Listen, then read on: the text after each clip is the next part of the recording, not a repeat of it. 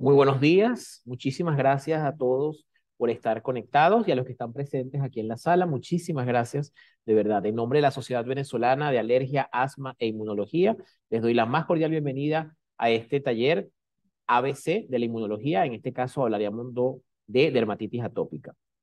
Mi nombre es José Luis Torres, soy vicepresidente de la Sociedad Venezolana de Alergias e Inmunología y quiero darles la bienvenida no solamente a ustedes, sino también a los conferencistas que nos acompañan el día de hoy, que han tenido bien su disponibilidad para entonces compartir con nosotros en esta mañana.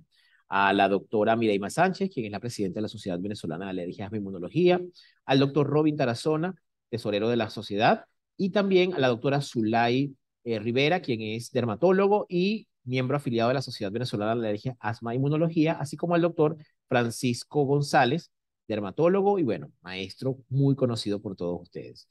Muchísimas gracias por estar aquí. Rápidamente, para ir comenzando con nuestra actividad, entonces quiero dar la bienvenida a la doctora Mireima Sánchez, quien nos va a hablar acerca de la fisiopatología de la dermatitis atópica.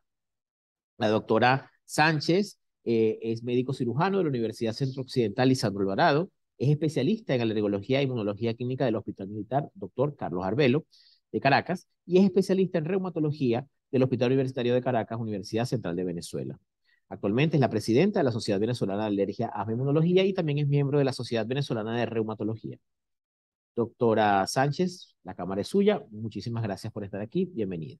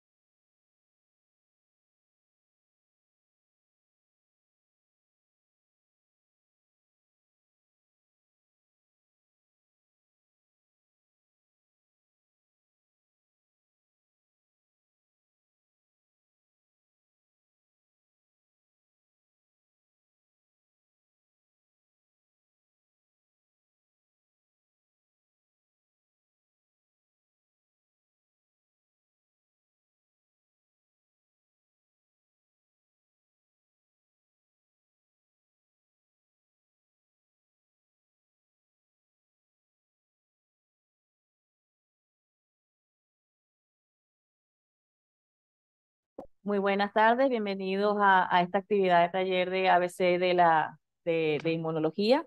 En esta oportunidad vamos a hablar sobre dermatitis atópica y la primera conferencia es acerca de dermatitis atópica de la fisiopatología al diagnóstico. Como sabemos, la dermatitis atópica también es llamada como eczema atópico, es una enfermedad inflamatoria común en la piel.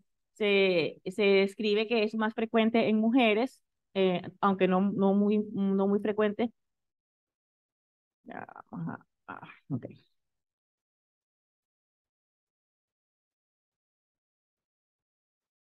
Bienvenido, bienvenido. En la conferencia que vamos a describir hoy es acerca de dermatitis atópica, de la fisiopatología al diagnóstico. La dermatitis atópica también es conocida como eczema atópica. Es una enfermedad inflamatoria muy común, es más frecuente en mujeres que en hombres y se describe que entre las alteraciones fisiopatológicas que presenta la dermatitis, lo más frecuente es las alteraciones de la proteína de estructura que es la filagrina. Mutaciones en esa proteína producen daños característicos que van a alterar todo lo que es el estatus quo. Entre las características clínicas de la dermatitis tenemos las exacerbaciones, seguido de remisiones, brote y calma. En el periodo de brote hay varios elementos que están presentes, como sería el estafilococcus aureus, esto lo vamos a describir más adelante.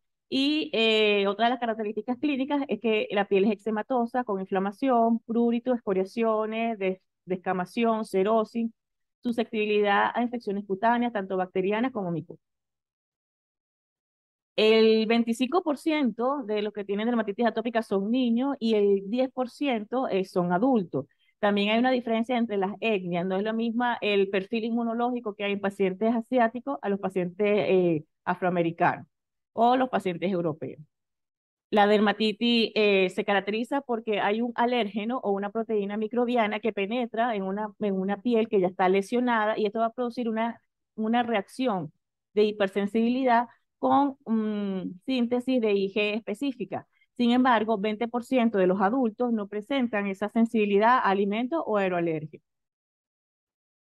Se describe que del 50 al 75% de los pacientes presentan esta sensibilidad a IgE, pero el 20% no presenta esta sensibilidad y entran dentro de la clasificación de dermatitis intrínseca, que la vamos a describir más adelante.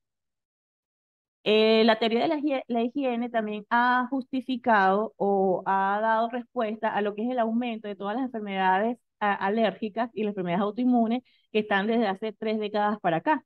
Se dice que en los países occidentales los niños ya no se exponen lo suficiente a nuestros educadores del sistema inmunológico, como son los microorganismos que normalmente ellos se exponían, entonces el sistema inmunológico queda inmaduro. Cuando realmente tiene una exposición a agentes ambientales, lo que hace es que se va a producir una respuesta no adecuada. Y en vez de producirse una reacción o un desvío hacia la TH1, lo que se va a desviar es una respuesta hipersensibilidad o una exacerbación de la tipo TH2. Se habla de dos teorías, la teoría inside out y la teoría outside in. La teoría de adentro afuera es la que describe que hay ya previamente una disfunción inmunológica, donde una actividad alérgica, porque ya existe una pérdida de la integridad de la barrera cutánea, hay introducción y presentación de alérgenos y esto hace que haya un crecimiento de la microbiota, cambio de la microbiota y se traduce en una reacción eczematosa. Asimismo, la teoría outside in habla de que previamente ya hay una mutación del gen de la filagrina. Esto produce un defecto muy característico y muy primario de la barrera cutánea. Las pieles se vuelven más sensibles y hay posibilidad de que penetren más antígenos o aeroalérgenos a través de la piel, lo que va a producir una desregulación inmune y el eczema. Sin embargo, estas teorías o estas hipótesis no son excluyentes, sino básicamente se complementan y dan respuesta a lo que es la fisiopatología o toda la etiopatogenia de la enfermedad. Fisiopatológicamente se habla de que existe un componente genético muy marcado en antecedentes familiares, el 75% de gemelos homocigotos, los dos presentan la dermatitis atópica. La expresión defectuosa genéticamente que con más frecuencia se describe es mutación de la filagrina que se da en el 20 al 40% de las personas que tienen la dermatitis. Y esto nos va a causar una disfunción de la barrera natural de la piel. Otras alteraciones genéticas son alteraciones en el cromosoma 5q31.1, que tiene que ver con síntesis de la interleuquina 4, interleuquina 13, lo que produce una hiperactividad del sistema inmunológico tipo TH2, y va a afectar también se ve afectado esta hiperactividad por los factores exógenos. Otros genes afectados son el RAD50, que tiene que ver con la expresión de citoquinas, y el cromosoma 11q13.5. Otros factores fisiopatológicos es la disbiosis tanto de piel como gastrointestinal y la permeabilidad de esa barrera cutánea está alterada y hay aumento aumento de la pérdida de agua, eso se traduce en una cerosis y aumento de la permeabilidad de estímulos exógenos. En cuanto a la fisiopatología de la enfermedad, lo que tenemos es una barrera inmunológica, una barrera cutánea del estrato corno previamente alterada por mutación de la filagrina. Esta barrera va a presentar histopatológicamente aumento del espongiocito, que es agua entre las células, reducción de la diversidad de la microbiota y va a presentar infiltraciones en las células T. Estos corionocitos van a liberar distintas moléculas como son la linfopoyetina estromaltínica, otras alarminas como son la interleuquina 13 y eso va a estimular a los linfocitos, a las células linfoides innata tipo 2 para que ellas estimulen el desvío de la respuesta hacia una respuesta TH2.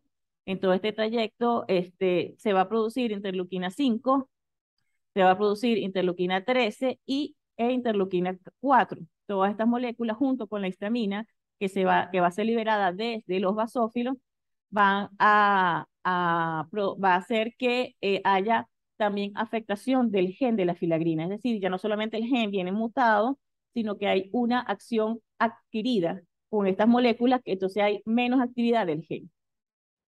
Una vez que la respuesta está desviada al tipo TH2, va a haber síntesis de interleuquina 13, 4 y 31, y la interleuquina 4 va a estimular, entre la 4 y la 13 van a estimular a las células T a la síntesis de IgE específica y también y aumento de la IgE total.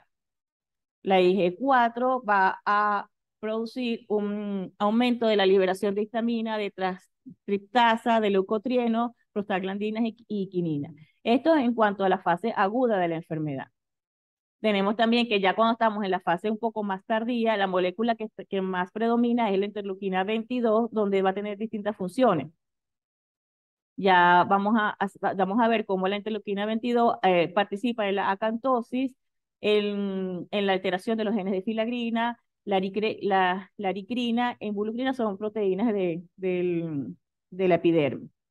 También va a participar o estimular la liberación de péptidos antimicrobianos como defensina, y estos a su vez van a desviar hacia una respuesta tipo TH1 con liberación de interferón GAP. Por lo tanto, en las moléculas predominantes en esta fase crónica son la interleuquina 22. En cuanto al prurito, sabemos que el prurito es uno de los signos clínicos más característicos que presenta el paciente y que es un ciclo de prurito rascado que se va, un círculo vicioso que se va retroalimentando. Mientras más rascado, más prurito y así sucesivamente. Esto se da por moléculas, se dice que el prurito es histaminérgico y no histaminérgico. Histaminérgico es cuando por liberación de histamina en distintas células como los mastocitos, los basófilos, va a estimular su unión a las distintas receptores de histamina H1 y H4, y estos receptores se encuentran en las neuronas aferentes. Estas neuronas aferentes, por supuesto, van a dar la señal al sistema nervioso central de prurito. Otras moléculas que no son histaminérgicas sería la interleuquina 4 e interleuquina 13, y ellas también representan un factor importante en el desarrollo de la fisiopatología del prurito. Se sabe también que la interleuquina 33 es una de las interleuquinas muy importantes en la producción de este síntoma, porque tiene un efecto directo regulador sobre el péptido natriurético derivado del cerebro, que se encuentra en ganglios dorsales y en la piel. Entonces, el prurito va a estar dado no solamente por la histamina, la triptasa, la linfopoyetina estromal tímica, también la interleuquina 31 es una molécula muy importante que participa en el prurito, la interleuquina 4 y la interleuquina 13, todas estas encuentran su respectivo receptor en células aferentes, y estas le dan señales al sistema nervioso central para emitir el estímulo. La manera de clasificar la dermatitis se usan desde distintos puntos de vista. Puede ser una dermatitis extrínseca, en donde se habla de los niveles de IgE total e IgE específica están elevadas, en contraposición de la dermatitis intrínseca, que es una dermatitis donde no hay IgE específico aeroambiente elevado. Otro enfoque de clasificación es la etnicidad, donde los europeos presentan con frecuencia la mutación de la filagrina. Sin embargo, los afroamericanos, la mutación de la filagrina no es tan frecuente, pero presentan un patrón TH2 y TH22 elevado. En cuanto a los asiáticos, tenemos que hay un aumento de la expresión o del perfil inmunológico tipo TH1, que se parece un poco a lo que es el perfil de la psoriasis. Eso lo presentan los pacientes asiáticos, pues esto nos da idea de cómo nosotros podemos clasificar al paciente, pues porque no todas las dermatitis son dermatitis clásica, dermatitis atópica, no todas se rigen por el mismo patrón de citoquina de TH2. Entonces hay que tener muy en cuenta eso a la hora de poner los tratamientos.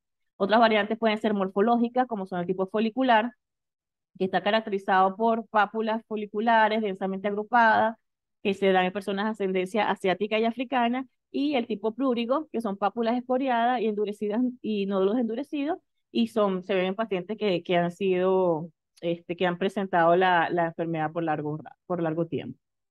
Entonces, puntualizando, tenemos que la dermatitis puede ser extrínseca. Aquí tenemos altos niveles de IgE sérica y característica de esta dermatitis es la mutación del gen de la filagrina, donde hay una pérdida del agua transdérmica, disminución de la hidratación en la superficie de la piel, y esto va a causar una barrera cutánea mucho más sensibilizada y mucho más sensible a los factores externos. Estos pacientes también se asocian con ictiosis vulgaris por la misma mutación de la filagrina y el hiperlineado palmar. Es un grupo de pacientes que tiene mayor expresión de moléculas TH2, como la 4, la 5, la 13 y la 31, y que también se asocia con sensibilización a alimentaria y que se presenta de etapas muy tempranas de vida. En la niñez ya el niño presenta alteraciones en lo que es la sensibilización a alimentos. En contraposición o aparte, o sea, muy diferente a lo que es dermatitis extrínseca, tenemos la dermatitis intrínseca que se presenta en el 20% de los casos. Se dice que el 20% son mujeres y lo que tenemos como característica es un patrón TH17, TH22 y el paciente presenta recurrentemente hipersensibilidad a los metales. Y esto se debe a la mutación del gen de supravacin, que es un gen que se encuentra y sintetiza proteínas que están en la piel y en el sistema en el sistema gastrointestinal superior. La ausencia de este gen hace que se promueva la absorción del líquido y aumente la hipersensibilidad de contacto al líquido, también al cobalto y al cobre. Entonces, es oportuno señalar en este momento que hay situaciones, o tenemos la hipótesis de exposición dual de alérgenos, o sea, es una situación dual, porque si bien es cierto que se dice que la exposición temprana a alérgenos alimentarios a través cutáneo, a través de la piel, va a hacer que en el futuro el niño desarrolle una alergia alimentaria, también es cierto que la introducción por vía oral al futuro va a hacer que el niño no desarrolle la alergia alimentaria. Entonces, por eso es que se llama la exposición dual al alérgeno. Por la piel puede producir alergia alimentaria, pero si se da por vía oral, va a educar todo lo que es el sistema inmunológico a nivel gastrointestinal y eso va a hacer que el niño no desarrolle alergia alimentaria en el futuro y se disminuya también la dermatitis atópica. Aquí lo que tenemos también que expresar en esta diapositiva, que no se ve bien, pero que la dermatitis atópica extrínseca también se llama dermatitis mixta, porque por lo general está asociada con lo que es la marcha atópica. Por eso es que esa dermatitis se presenta siempre con asma. En cambio, la intrínseca es una dermatitis que va sola. En cuanto a los fenotipos y hipermarcadores de dermatitis atópica, la diferencia entre adultos y niños es que en el adulto, en el niño, la piel presenta aumento de citoquinas y péptidos microbianos, con un aumento de la TH17, TH9, interleuquina 9, interleuquina 33. Y a nivel del suero, vamos a tener aumento de la interleuquina 13, la 33 y la TH2. Es decir, que en el niño se va a presentar una señalización más pronunciada en comparación con los adultos. Una señalización TH2, TH17 muy similar a la que se presenta en la psoriasis. De hecho, hay pocos marcadores que se están estudiando para estudiar la gravedad y para determinar la gravedad de la enfermedad. Ninguno está estandarizado, pero los que están dando mejores resultados a nivel experimental es el de la quimioquina 17 y es un buen marcador para regirnos de la gravedad de la enfermedad. Sin embargo, la gravedad se puede medir por parámetros y de tablas de extensión en la piel, que son las SCORE y las tablas que se usan para medir qué tan grave es la presentación de la dermatitis. En cuanto al microbioma cutáneo, lo que va a haber una alteración, porque va a haber o sea, una sobreexpresión, una sobrepoblación de estafilococos aureus. Sabemos que el estafilococcus aureus también se presenta en sujetos sanos, entre un 5 y un 30%, pero en pacientes que ya presentan alteraciones de la filagrina pueden presentarse, y en piel no lesionada, ya el estafilococo se presenta en mayor cantidad, incluso hasta el 100%. Es responsable de los brotes agudos y en esos brotes hay una expansión de la piel lesionada y hay disminución de la biodiversidad de la microbiota de la piel. Estos microorganismos lo que van a hacer es que van a hacer lesiones cutáneas, ya que destruyen el tejido epidérmico porque ellos secretan enzimas, proteínas proinflamatorias y toxinas. Estimulan reacciones alérgicas secundarias y estimulan el rascado y la autoexematización, lo que nos da una inflamación crónica. El estafilococo áureo estimula a través de los basófilos la liberación de histamina, lo cual permite o hace que sea recurrente o empeore todo lo que es la sintomatología. Y va a actuar a través de proteínas, porque ella libera enzimas con actividad tóxica, ¿no? Entonces serían esas enzimas o esas moléculas o eso, por las cuales este Staphylococcus aureus hace su acción, es a través de la enterotoxina A, B y las toxinas de choque tóxico estafilococo, porque ellos van a actuar como una especie de autoantígeno, lo que va a hacer que haya una activación policlonal inespecífica a través del TCR y el complejo mayor histocompatibilidad, que unido a la interleuquina 4 va a aumentar la cantidad de IgE específica y la IgE total y su respectiva unión con su receptor. La acción como superantígeno va a hacer que haya una respuesta descontrolada inmunológica y que disminuya la acción de los corticoides en el paciente, porque hay una competencia entre estas moléculas y los receptores de los glucocorticoides. Otra característica es que no solamente es la Staphylococcus aureus, sino hay hongos como son las mm, Malassezia furfur, y por lo tanto se puede determinar o se puede agregar entre plan de tratamiento a antibióticos o antifúngicos tópicos en pacientes como una estrategia en el arsenal de tratamiento que nosotros vamos a utilizar para tratar estos pacientes. Se describe que si hay una colonización temprana de las bacterias no comensales, pero que no sean estafilococos, se reduce el riesgo de dermatitis atópica. Pero si se coloniza de manera muy temprana, a corta edad, con estafilococos aureus, la posibilidad de desarrollar dermatitis atópica aumenta.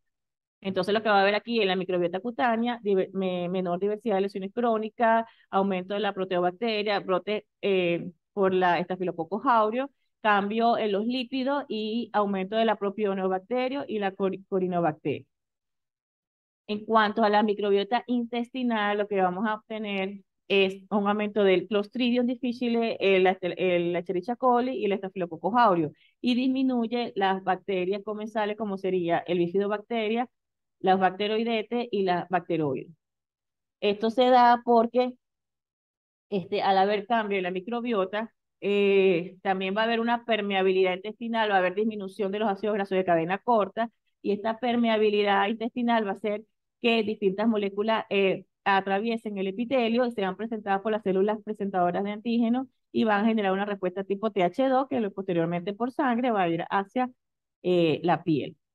Entonces aquí tenemos las bacterias que van a estar disminuidas, los bacteroides, entre otros, y ellos lo que van a hacer es que no solamente que disminuyen los ácidos grasos de cadena corta, sino que esa acción disminuye los T reguladores y disminuye también la TH17 y favorece una respuesta tipo TH2. Las bacterias que están en aumento serían la Enterobacteriae, Escherichia coli, Clostridium difficile, y ellos van a través de sus lipoproteínas unirse con los receptores y estimular una respuesta tipo TH2 y desencadenar así la, la, la respuesta, eh, la respuesta inmunológica característica. Tenemos no tenemos para hacer un diagnóstico, solamente es un diagnóstico realmente clínico, ¿no? Tenemos situaciones o características de la piel como para decir que el paciente tiene una dermatitis atópica, como son los cambios específicos según la edad, el prurito, el eczema, y tenemos otras lesiones importantes que pueden hablar el diagnóstico, como es la edad, el tipo de presentación y otros criterios asociados, como sería lesiones periauriculares, ictiosis vulgar y delineado palmar.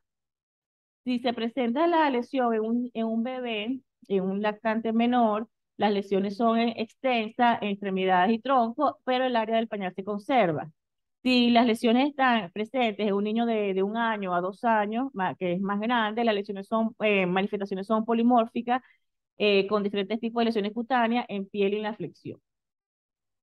En los adolescentes vamos a ver placas liquenificadas y esporiadas en zona de flexión, muñeca, tobillo, párpado, cabeza y cuello. Y en el adulto, por ser lesiones crónicas, van a ser lesiones similares al plúrigo y el eczema crónico en mano. Otra característica que podemos ver en los pacientes son la blefaritis atópica, la queilitis atópica, pulpitis atópica y el eczema discoide, así como el plúrigo atópico y la dermatosis juvenil, plantar juvenil.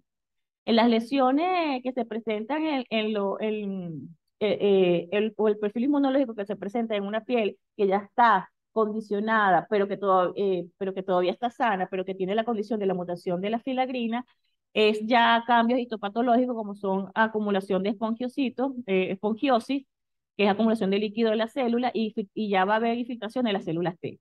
Si es en fase aguda, las lesiones son eritematosas y exudativas, con cero pápula y vesícula. Si la lesión es crónica, ya estamos hablando de que actúa la interleuquina 22 y las lesiones son liquenificadas, secas y pigmentadas. Entonces tenemos una piel altamente sensible, seca, es una característica, es permanente independientemente en qué momento del curso de la enfermedad se encuentra el paciente. Otra característica que nos pueden ayudar a hacer el diagnóstico de la enfermedad es la hiperlinealidad sí, la hiperlinealidad de palmar y plantar, el doble pliegue palpebral, que es el pliegue infraorbitario, y el adelgazamiento de la parte lateral de la C. De las comorbilidades que están asociadas, tenemos la celiaquía, la alopecia, el molusco contagioso, el vitiligo, verruga, alergia a la penicilina, urticaria, dermatitis de contacto, reacciones cutáneas a picadura, y se dice que hay mayor riesgo de pacientes que tengan artritis reumatoidea o enfermedad intestinal inflamatoria. Otras características puede ser el líquen amiloidosis, la pápula angiohistiocytoides, paroniquia, entre otros. La dermatitis atópica es una de las enfermedades que se encuentran dentro de la marcha atópica. Por lo tanto, este paciente, si es de tipo dermatitis extrínseca, vamos a tenerlo asociado con asma, con rinitis, con rinoconjuntivitis, con sensibilización a aeroambiente y a alimentos. También la dermatitis se asocia con trastornos de salud mental. Se ha hecho estudios donde se están asociados con trastornos del déficit de atención, el déficit de atención con hiperactividad, autismo. Recordemos que el antihistamínico agrava los síntomas, de hiperactividad y autismo. Mayor tendencia hacia la angustia, depresión, ideas suicidas e intento de suicidio, porque es una enfermedad muy estigmatizante, sobre todo en niños, por supuesto, empiezan a bajar la autoestima, pues toda una condición de trastorno de salud mental. Otros aspectos sociales o familiares que también se tienen que tomar en cuenta es el ausentismo laboral, el ausentismo escolar, problemas de tratamiento no adecuado o tratamiento con poca eficacia, atención familiar y mental y cambio en el estilo de vida. Los factores desencadenantes, tenemos la lana. Hay una relación inversa entre vitamina D. Mientras menos vitamina D, hay mayor gravedad de la enfermedad. Los alérgenos alimentarios también pueden ser desencadenantes, tensión física, emocional y alérgenos alimentarios. Entre las complicaciones, bueno, tenemos los herpes, el molusco contagioso, tenemos las complicaciones propias del tratamiento. Si es por antibiótico, tenemos resistencia a antibióticos. Si es un esteroide tópico, tenemos telangiectasia, estrías, piel atrófica, entre otros. En cuanto a la filagrina, podemos decir que es una proteína epidérmica estructural y soluble que participa en el proceso de cornificación y que garantiza la integridad epidérmica y separa la interfase cuerpo humano-ambiente. Esta se sintetiza El gen que la sintetiza se encuentra en la región 1q21.3 en el cromosoma 1 y su deficiencia produce 4 veces más riesgo, más gravedad clínica, inicio más temprano de la enfermedad, persistencia en la edad adulta y se observa esta mutación en el 50% de las formas moderadas y graves. La filagrina, al disminuye los gránulos de queratohialina, que influyen directamente en la diferenciación y el crecimiento de estratocornio. La filagrina produce una agregación, compactación de los filamentos de intermedio de la queratina del estratocornio y por eso se dice que participa en lo que es la formación de ese estrato. Recordemos que el estratocornio actúa como una barrera permeable, previene la pérdida de agua, proporciona una capa antimicrobiana y una barrera antimicrobiana y favorece la colonización de bacterias no patógenas. La filagrina o profilagrina, que es de donde viene la molécula, la profilagrina tiene dos dominios importantes, el A y el B. El dominio A es donde se une el calcio y el dominio B, que es la señal de translocación nuclear. Una vez que esta molécula haga una translocación hacia el núcleo, se va a excindir y va a hacer que pierda el núcleo, los distintos queratinocitos, y quedan anucleados para presentarse en la última capa de la epidermis. Por lo tanto, es una molécula muy importante en lo que es la Muchísimas gracias entonces a todos los asistentes también. Si Les hay, recordamos que tienen mutación de la las filagrina, preguntas lo que vamos a disponibles en el obtener chat, es o sea, que, pueden agarrar el chat para hacer las preguntas. no va a quedar Vayan alterada haciéndolas todo lo con que es la tiempo entonces estructura, para ¿no? irlas Recordemos respondiendo que el en el estratocornio tiene momento un de finalizar. estrato Tenemos dos basal, bloques y al espinoso, granuloso y finalizar corto. este segundo La bloque, esta segunda profilagrina, conferencia, vamos a hacer las primeras preguntas con respecto en el a estas estrato dos primeras granuloso, que hay más conferencias. gradiente de Debo calcio, recordar, queda antes de expuesta, continuar, es que todas extinguida las y se va a formar la opiniones filagrina y libre. comentarios vertidos en Esta filagrina libre estas sigue conferencias extinguiéndose son y va exclusiva a propiedad de los producirse conferencistas unos y no necesariamente aminoácidos que reflejan constituyen la el factor posición de la humectante Sociedad natural. Venezolana de Alergia, Se sigue Asma e degradando Inmunología. y se va a producir unos Muy bien, ácidos orgánicos seguidamente muy entonces importantes vamos en a dar la mantener el bienvenida a pH la en el doctora Zulay estratocornio. Rivera, quien es especialista en Si no hay la dermatología filagrina y suficiente o si cinfilografía, el gen está también es mutado, pues especialista en lo que medicina interna, vamos a ver es disminución especialista en del láser, factor es humectante profesor de la natural, Cátedra de disminución de la Bioquímica de la Escuela densidad de los Vargas de Medicina, corneodendrocitos, profesor de alteración la Cátedra de de la Inmunología maduración y del excreción Instituto de de los flóculos Biomedicina, laminares y es líder alteración coach de y la agregación de los conferencista filamentos. nacional e internacional. La doctora Y eso Zulay nos va a dar nos va a que hablar va a haber cambio en el básicamente pH, de aumento de la manejo general en inflamación, dermatitis alteración de la atópica, expresión de los lo que lípidos del debemos estratocornio y y, por podemos supuesto, hacer. mayor riesgo de las Muchísimas gracias, infecciones. doctora, por estar Bueno, aquí. muchísimas gracias por Me su faltó decir atención. aquí que la doctora Zulay Espero Rivera es miembro las preguntas afiliado de para nuestra responder. Sociedad Venezolana de Alergia, Asma e Inmunología. Muchísimas gracias, doctora. Bienvenida. Gracias. Ya vamos a ingresar. ¿Ya terminaron de reunirse? ¿Estaban comiendo? ¿Ya comieron? Gracias. Bueno.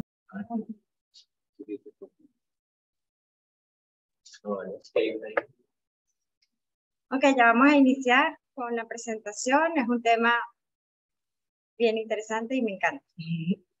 Dermatitis atópica ha sido una de mis patologías que más he estudiado. Mi tesis de dermatología fue de dermatitis atópica. Manejo eso.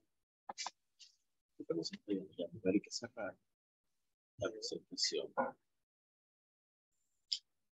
presentación. La anterior. Anterior. Sí. Pero hay que compartir la pantalla.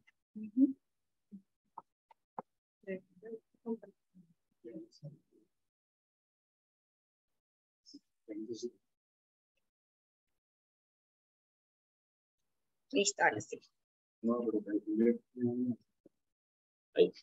Ahí, revisa. Adelante. Sí, perfecto. Sí. Bueno, muchísimas gracias por la invitación. Para mí es un honor y un placer estar aquí con ustedes. Gracias al doctor Yoseli, a la doctora Mireille y a la sociedad por la invitación.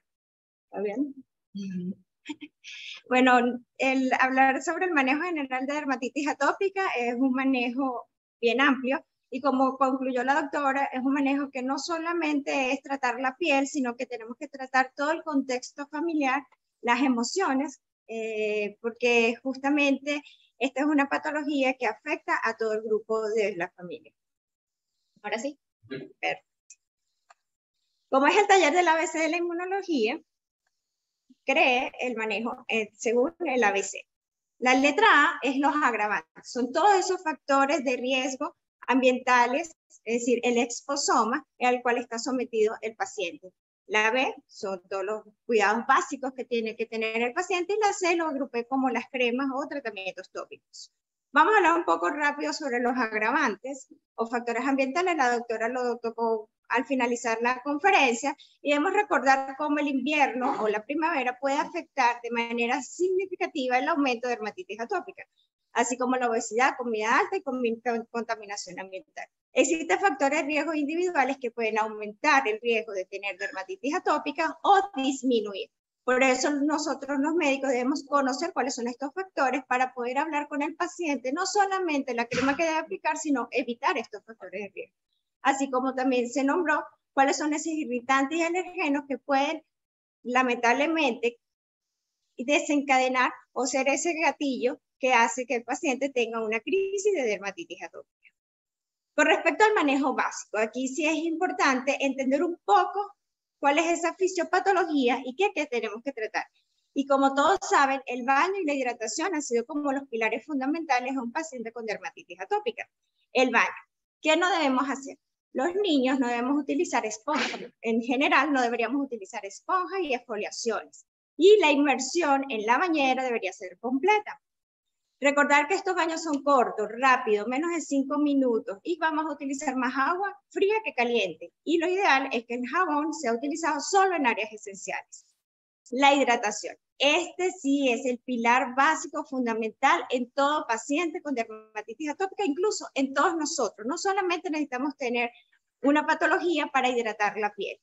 Los emolientes ya sabemos que nos van a ayudar a atrapar ese contenido de agua, que no haya una pérdida transepidérmica de agua, pero también que nos aportan diferentes tipos de lípidos, porque la galénica de estos productos quieren llegar a parecerse a esas sustancias o a esos lípidos que están presentes entre una célula y otra. Incluso hay productos que tienen ceramidas, entre otros. Este es un trabajo de investigación donde demostró cómo se cambia la microbiota cutánea tan solo utilizando emoliente y cómo reduce el Staphylococcus aureus. Entonces, ¿qué vamos a recordar? Cuando vean esta campanita son los tips que deben recordar. Según la Academia Americana de Dermatología, el baño tiene un nivel de evidencia C, pero la hidratación tiene un nivel de evidencia A. Debemos aprendernos cuáles son los emolientes y cuáles son las cremas que tenemos en el mercado. Y existe un montón de cremas. Gracias a Dios en Venezuela ya tenemos grandes cantidades de productos y aquí puse algunos, no tengo conflicto de interés con ninguno de ellos. Tenemos Sindes, tenemos cremas intensivas y tenemos crema de mantenimiento. Sé que hay muchos residentes, tanto en la sala presencial como online, pueden hacer un print de pantalla para recordar y cuál es la idea, y siempre en los posgrados nos lo dice. Tenemos que ir haciendo nuestro vademecum de cremas o tratamientos. También existe el uso de aceites en la ducha y este es un producto que tenemos actualmente que nos va a ayudar también a mejorar la calidad de la piel. Asimismo, como ya sabemos, como la importancia de la modificación y el mantenimiento de una microbiota cutánea adecuada nos va a permitir que este paciente no tenga esas exacerbaciones, esos picos, esas crisis. Y tenemos cremas que tienen prebióticos y posbióticos. Este es uno de los tips siempre que desde que ingresamos en el posgrado de dermatología nos enseñan cómo explicárselo al paciente y cómo lo debe utilizar. ¿Cuáles son esas envolturas húmedas o el wet wrap? Se utiliza doble capa, una capa húmeda, le decimos al paciente, tome puede ser una franela de algodón, la va a picar en tiras y la va a humedecer. Incluso algunas veces se humedece con agua de avena y posteriormente va a colocar una capa exterior, es decir, la pijama puede ser. ¿Qué nos va a permitir esto? Nos va a permitir que se acelere la restauración de la barrera porque disminuye la pérdida transepidérmica de agua, pero además tiene un efecto hidratante, aumentando entonces la secreción de ese cuerpo laminar que contiene todas las ceramidas y lípidos y por lo tanto entonces nos ayuda a mejorar esa sustancia lipídica intercelular, nos va a tener un efecto refrescante, produciendo entonces una vasoconstricción y mejorando el prurito. Tiene un efecto antiinflamatorio porque reduce los mediadores inflamatorios como las quimiosinas y las S-lectinas, mantiene un ambiente húmedo en la piel, entonces nos permite mejorar la absorción si aplicamos alguna crema con esteroides o emolientes, y además crea una barrera mecánica que es muy importante en los niños, donde el prurito es principalmente en la noche para evitar el rasgado. Entonces esto va a ser una barrera y se evita que haya excoriaciones.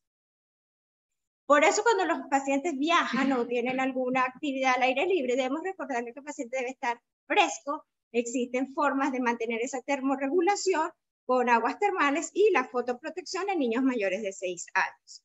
Pero también podemos utilizar algún tipo de cremas reparadoras o restauradoras y además utilizar sustancias electrolizadas de ácido hipocloroso que nos puede ayudar a mejorar o evitar las infecciones en la piel.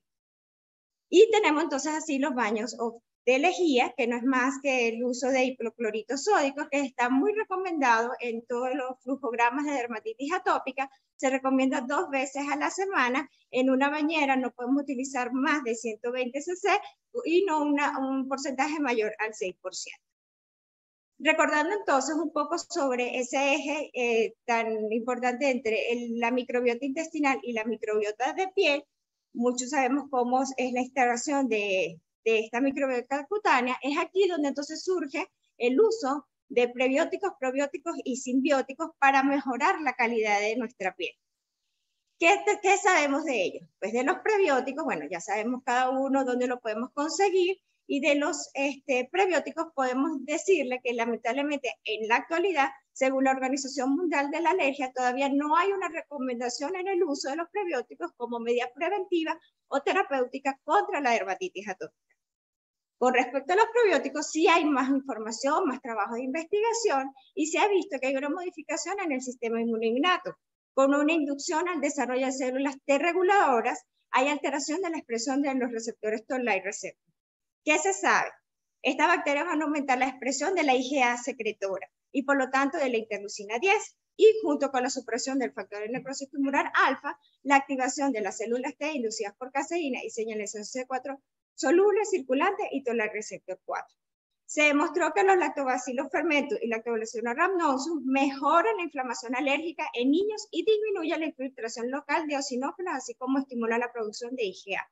Se demostró que Bifidobacterium longus 35.624, Clostridios y Bacteroides fragilis inducen la diferenciación de las células T reguladoras intestinales. Y además, los probióticos como Lactobacillus rhamnosus se han utilizado con éxito para mejorar los resultados de inmunoterapia oral para la alergia al maní, disminuyendo así los niveles de IgE específica. Por lo tanto, entonces, la Organización Mundial de la Alergia recomienda el uso de probióticos en mujeres embarazadas con alto riesgo de tener un hijo alérgico, uso de probióticos en mujeres que amamantan bebés con alto riesgo de desarrollar alergia, y uso de probióticos en bebés con alto riesgo de desarrollar alergia. Con respecto a los simbióticos, sí, más bien aquí la literatura es escasa con respecto a dermatitis atópica. Lo que sabemos es que hay simbióticos complementarios y simbióticos sinérgicos. Existen otros metabolitos que se están estudiando para mejorar la barrera cutánea, pero estos están en experimentación. Y se ha evidenciado como el N-palmitoilserinol, que es un metabolito de las bacterias comensales, ha mejorado la calidad de la piel y el aumento de la ceramida, pero todavía queda mucho por estudiar. Entonces, hablando un poco ya de los agravantes y de esos cuidados básicos, vamos a pasar a los cuidados tópicos, a las cremas. Dentro de los tratamientos tópicos tenemos otro de los pilares, así como es los emolientes, los corticosteroides tópicos, muy bien conocidos y utilizados por todos nosotros, y por supuesto sabemos que su potencia va a depender de la molécula y de vehículo, y eso va a depender de la gravedad del eczema a la cual nosotros vamos a indicar el tratamiento. La duración depende de la severidad de la enfermedad de cada paciente, la cantidad que vamos a indicarle a este paciente y cuáles son los efectos adversos comunes que debemos explicárselo muy bien a los padres o familiares o al cuidador del niño para que no abusen de los corticosteroides tópicos. Su mecanismo de acción, muy bien conocido por todos nosotros, principalmente se basa en el proceso de vasoconstricción y eso nos ayuda a mejorar muchísimo lo que es el prurito a nivel de los niños. Y tenemos diferentes clasificaciones de acuerdo a las estadounidenses y las europeas, y lo importante es que aprendamos y conozcamos cada uno de ellos y además saberlo indicar en el momento de que el paciente sepa si es una crema, si es un ungüento o si es una loción, dependiendo de la localización del eczema que debamos a tratar. Existen en la actualidad diferentes moléculas que están mejorando la galénica de estos corticosteroides, introduciéndolos en una nanopartícula, por lo tanto, entonces nos va a permitir aumentar la retención en el estrato córneo de este corticosteroide, amplificando así su biodisponibilidad y aumentando entonces la accesibilidad limitada en las capas profundas. Por lo tanto, según la Academia Americana de Dermatología, los corticosteroides son nivel de evidencia A, es el tratamiento de primera línea para los brotes en dermatitis atópica, y ellos aclaran que no debe usarse de forma sistémica, oral o inyectado como tratamiento a largo plazo para la dermatitis atópica. Existe también el uso de antibióticos tópicos, principalmente infecciones localizadas y pomadas de ácido fusídico. Sabemos muy bien que estos niños o pacientes pueden estar colonizados por Staphylococcus aureus, Cándida y Trichofito, y estos son los que promueven los brotes de la dermatitis atópica. Por lo tanto, la Academia Americana no recomienda el uso de antibióticos orales para el tratamiento de dermatitis atópica, a menos que haya una evidencia clínica de infección, y el uso de tratamientos tópicos sí lo amerita. El otro tratamiento tópico que es utilizado son los inhibidores tópicos de calcineurina. Ellos inhiben principalmente la activación de los linfocitos T, y entonces disminuye así la liberación de varias citoquinas proinflamatorias, tanto en la fase aguda como en la fase crónica de la dermatitis atópica. La penetración transepidérmica de ambos inhibidores de calcineurina tienen 70 a 100 veces que la de los corticosteroides tópicos, siendo el flujo transepidérmico del pimecrolimus en crema aproximadamente 5 veces menor que el flujo del tacrolimus. La potencia terapéutica de la pomada de tacrolimus al 0,1% es equivalente al de los corticosteroides tópicos de potencia intermedia, es decir, de clase fuerte. Por lo tanto, ellos son útiles para las lesiones cutáneas en cara, cuello, antebrazo y dorso de la mano, y el tacrolimus tópico se aplica normalmente una vez al día o puede llegar a una frecuencia máximo 2 veces al día. Los efectos adversos más notorios es la irritación, es decir, debemos evitar en eczemas, en pacientes que tengan el eczema importante. La Academia Americana de Dermatología recomienda a los inhibidores tópicos de la calcineurina como un nivel de evidencia A. Sí debemos usar este tratamiento como primera línea para dermatitis atópica de moderada a severa en combinación con corticosteroides tópicos. Y tenemos otro tipo de productos de cremas que son los inhibidores de la fosfodiesterasa 4. Debemos recordar que las fosfodiesterasas son un grupo de enzimas que es intracelulares que van a participar fisiológicamente en la modulación de la inflamación.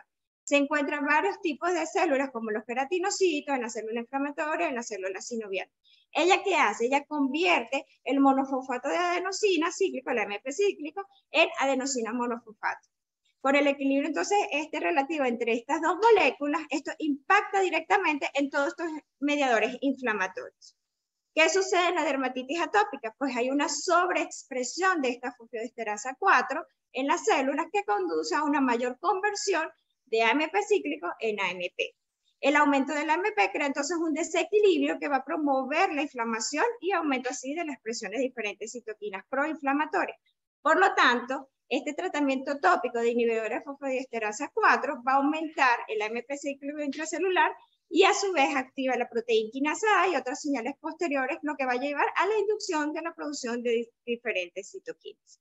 Es una molécula de bajo peso molecular aplicada tópicamente con una penetración favorable a la piel que ataca e inhibe selectivamente la fosfodiesterasa 4.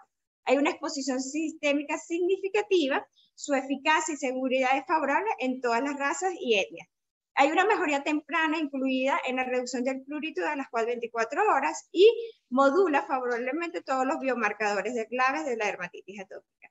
La hiperplasia y la proliferación epidémica también se redujo notablemente. Por lo tanto, este medicamento inicialmente fue aprobado por la FDA para adultos y niños mayores de 2 años, y ya en marzo del 2020 fue aprobado por la FDA para el tratamiento tópico 2 veces al día de la dermatitis atópica de leve a moderada. Por lo tanto, la Academia Americana de Dermatología sí lo recomienda para usar en pacientes 2 veces al día en un plazo de 4 semanas. Entonces, conociendo un poco el manejo del ABC de los pacientes, les voy a dar un plus adicional, que es el uso de la fototerapia, porque es uno de los tratamientos de luces que manejamos en la consulta y que tenemos amplio conocimiento. Según Cochrane, hicieron una revisión acerca del uso de la fototerapia en pacientes con eczema, de 32 estudios, incluyeron 1.219 pacientes. Tenemos diferentes tipos de fototerapia. La fototerapia VB Narrobar, VA1, VB de banda ancha y la combinación de AB y el PUBA. En esta revisión no estaba reportado el láser excimer. Debemos saber que lo que origina o el efecto que produce la fototerapia es una supresión de la respuesta inmunitaria tipo TH2, mejorando la barrera cutánea, y hay una disminución de las infecciones cutáneas. Estas son las diferentes cámaras de luces que se pueden, o lámparas de luces que se pueden utilizar. Y la Academia Americana de Dermatología la recomienda a la fototerapia ultravioleta B, Narroban, como un nivel de evidencia B, como tratamiento de segunda línea para la dermatitis atópica moderada a severa. En este caso voy a traer un caso, por favor no tomarles fotos. Es una niñita que acude a la consulta con una dermatitis atópica moderada a severa con gran afectación del componente familiar, donde se inició tratamiento, bueno, ya tenía todo su tratamiento de mantenimiento, de emolientes y corticosteroides, y se inicia tratamiento de fototerapia VA1, combinado también con ciclosporina. Y vemos el efecto y la mejoría significativa. ¿Por qué usar VA y no VB? Porque en estos pacientes ya hay mayor liquenificación y la longitud de onda va a penetrar más en pacientes que están liquenificados. Entonces, en un paciente con dermatitis atópica es importantísimo reconocer y hacer el diagnóstico, saber muy bien cuál es el plan de mantenimiento con los pacientes, explicarles la importancia del baño y de los emolientes, principalmente como nivel de evidencia A. Y además, el uso de corticosteroides, que es un nivel de evidencia A, pero debemos explicarles sus efectos secundarios y su uso limitado. Por lo tanto, también entonces recomendarle el uso de los inhibidores de calcineurina. Este es un esquema que está en la revisión de dermatología atópica, tanto de la Sociedad de la Academia de Dermatología como en la de alergia. Recordemos, el buen médico trata la enfermedad, pero el gran médico, que son todos ustedes, trata al paciente que tiene la enfermedad. Muchísimas gracias.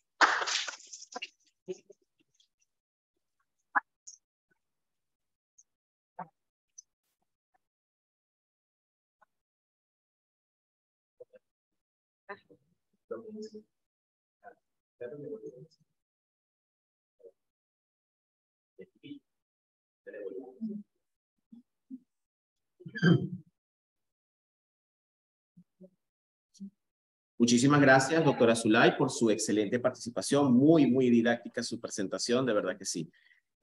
Vamos entonces ahorita a pasar a la sesión de preguntas. Entonces invito también a la doctora Mireima, por favor, para que tenga ahí pendiente que tenemos ahí unas preguntas. Entonces tengo una pregunta de la Carla Urdaneta para la doctora Zulay. ¿Hay limitaciones en edad para el uso de inhibidores de calcineurina?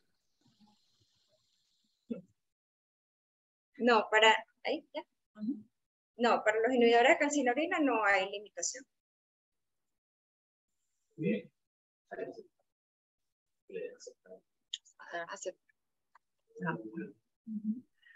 Muy bien. Hay otra pregunta por aquí para la doctora también Zulay. ¿Qué concentración de tacrolimus, es recomendable en dermatitis atópica? Ajá, el tacrolimus viene en 0,03% y el pimecrolimus viene a 1%. 0,1. Exacto. El tacrolimus viene a 0,03 y 0,1 y el pimecrolimus a 1%. Me disculpa, pero post-COVID se me olvida todo. Ok, una pregunta para la doctora Mireima. ¿Cómo establecer el grado de severidad de la dermatitis atópica en la práctica clínica? Pregunta el doctor Sarmiento. La grado de severidad se usa la cantidad de extensión de las escalas y del score, y bueno, depende, según la extensión que tenga el paciente, puede ser leve, moderado, grave, pues es una puntuación, es una escala que, bueno, Iba a decir otras cosas, pero me cortaron la presentación.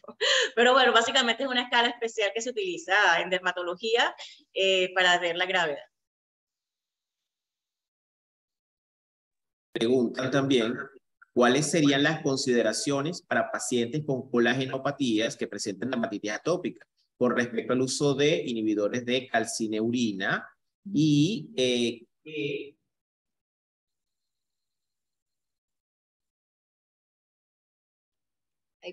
qué opciones terapéuticas serían las más adecuadas en este grupo de pacientes? Ahí puedo usar como de verdad el doctor Francisco. Sí, doctor, pase. Sí, vamos a aprovechar un poco al doctor Francisco González, que es nuestro próximo conferencista, pero nos va a ayudar en esta pregunta. Se complementan en el tratamiento para las formas tópicas de cutáneas de lupus, se complementan con inhibidores de la calcineurina. Aunque no sea la primera acción, se puede utilizar y da buenos resultados. Muchísimas gracias, doctor. Muchísimas gracias, doctor. Una pregunta para la doctora Zulay. ¿Las pruebas actuales de marcadores de intolerancia y alergenos realmente son efectivos para detectar desencadenantes?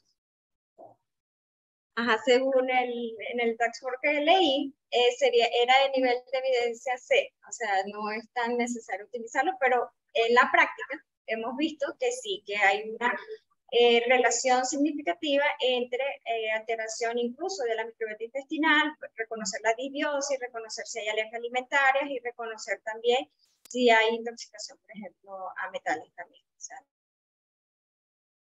Y preguntan también el perfil de seguridad del uso de inhibidores de calcineurina. Sí, los inhibidores de calcineurina fue como ese boom especial para los pacientes con dermatitis atópica, porque gracias a ello podemos utilizarlo en periodos continuos, largos, y no tener los efectos secundarios que tiene el corticosteroide tópico, como las estrías, la piel se adelgaza, incluso hasta complicaciones sistémicas. Se han presentado varios casos en las reuniones mensuales y del Congreso de Dermatología, como lamentablemente pacientes llegan a presentar un síndrome Cushing, incluso un niñito, me acuerdo, del universitario también falleció, ¿no? Por el uso de esteroides tópicos. Es un ahorrador de esteroides. Es un ahorrador de esteroides. Muy bien. Pues creo que... bueno, hay una pregunta. Vamos a dejar esta última pregunta. Es de la doctora de la Cruz desde Santo Domingo. Perdón. No tenía. Una última pregunta entonces para cerrar este bloque. De la doctora Michelle de la Cruz desde Santo Domingo, República Dominicana. De las diferentes escalas que existen para valorar la severidad, ¿cuál creen ustedes que es la mejor en la práctica clínica con relación al tiempo invertido para su llenado y los signos y síntomas valorados en el paciente? Sí, si usted va a hacer un trabajo de investigación, tiene que utilizar el SCORA. El SCORA es la escala que utiliza para poder comparar y poder entonces tener una estadísticamente significativa. Pero ya existe incluso una aplicación, una app, donde se mide el SCORA, donde se mide el índice. Y esto nos puede ayudar entonces a mejorar y a facilitar rápidamente el diagnóstico del paciente. Se llama SCORA... Yes. ¿no? Pueden buscarlo. Está de hecho, es la pregunta que tenía el doctor Sarmiento, que experiencia con la app de escala SCORA DIAS, y bueno, ya lo conté. Yo la mayor parte de los trabajos, yo hago SCORA. La mayor parte de los trabajos se utiliza EAS. Exacto. Está comentando el doctor Francisco González que, aunque el SCORA pues, es más utilizado, pero que ahorita en los trabajos está utilizando o tiende a utilizarse más el EASI pues, por facilidad. Por facilidad. Muy bien, entonces muchísimas gracias a los que están allí. Vamos a hacer una pequeña pausa de aproximadamente 20 minutos. Entonces nos vemos en un ratito. Muchísimas gracias y seguimos aquí pendientes.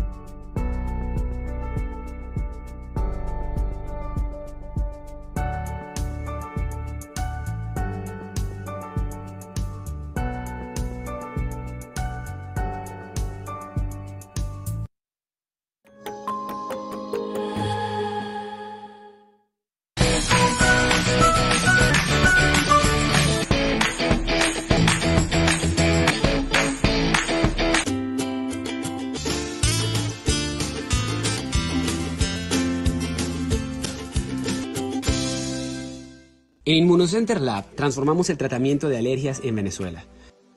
Nos especializamos en inmunología clínica y alergias, enfocándonos en un tratamiento multidisciplinario. Somos unidad médica y laboratorio clínico especializado con altos estándares de calidad y dispuestos a la mejor atención de nuestros pacientes.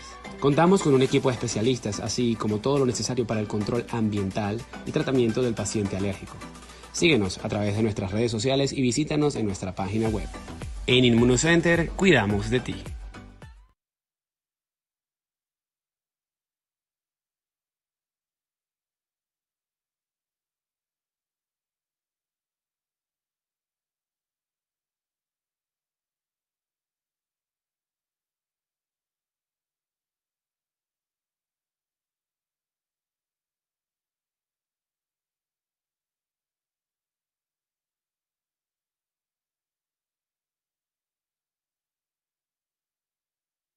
Hey, it's me, your skin. Some cleansers get us clean but take my moisture. CeraVe cleansers help me maintain my moisture balance with hyaluronic acid plus 3 essential ceramides to help restore my natural barrier. So we're CeraVe clean.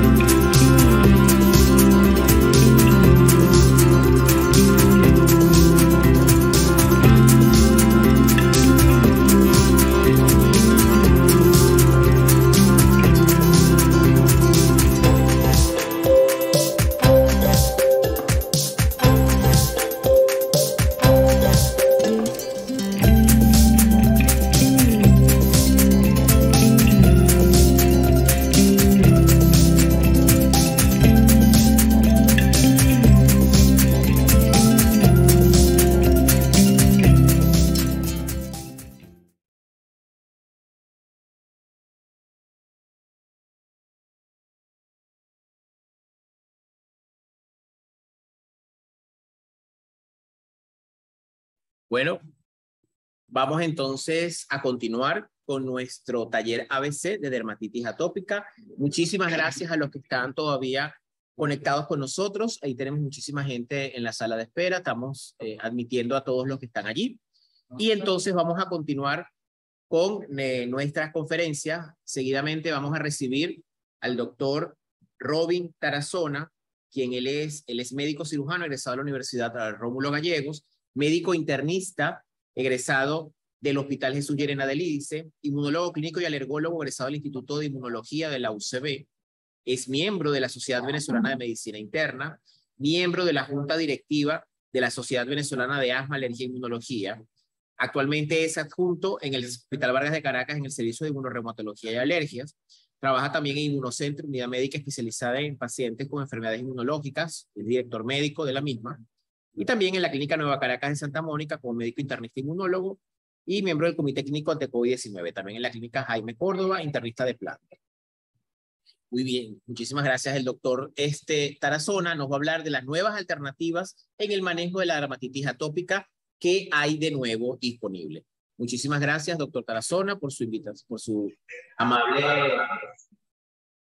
receptividad. Y bueno, bienvenido. Muchas gracias, doctor.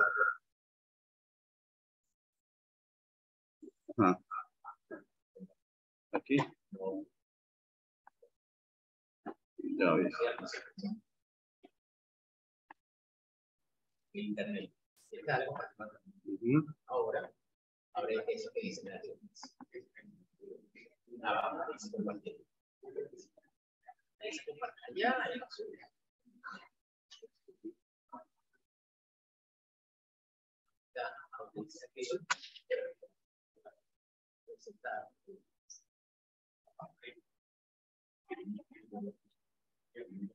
Muchas gracias por la presentación, doctor. Muchas gracias a todos los que están aquí presentes.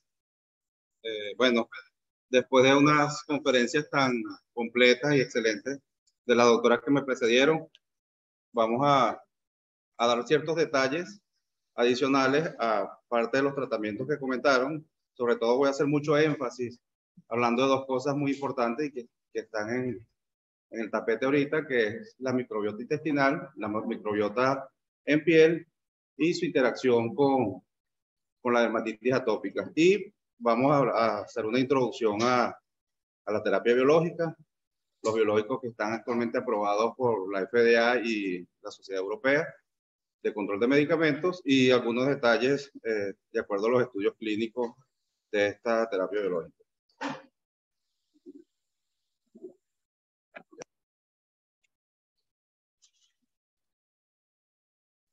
Ok.